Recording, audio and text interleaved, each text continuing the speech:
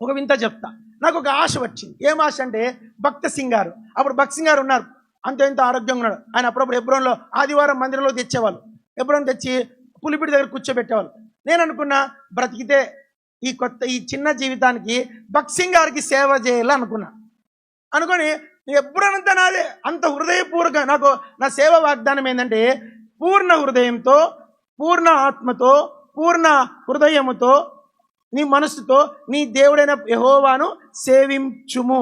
ఆ మాట పట్టుకొని సేవకు వచ్చాను. నా హృదయం నిండా సేవ చేస్తున్నా, సంతోషంగా చేస్తున్నా. సనుగు తెలియదు, ఎదిరించుట తెలియదు, గర్వము తెలియదు, కోపము తెలియదు, నవ్వు తెలియదు, ఇంటికి పోవడం తెలియదు.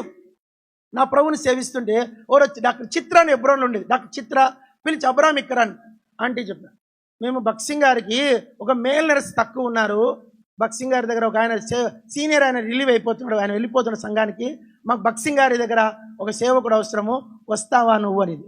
ఇంకా అంతకంటే ఏం కావాలండి.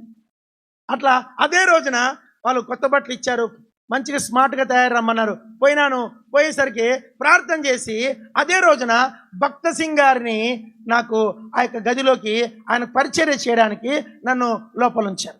అలా భక్త్ సింగ్ గారు దేవుని దగ్గరికి పరలోకానికి వెళ్ళే దినం వరకు భక్త్ సింగ్ గారి దగ్గరే ఉండే భాగ్యము దేవుడు నాకు అనుగ్రహించాడు.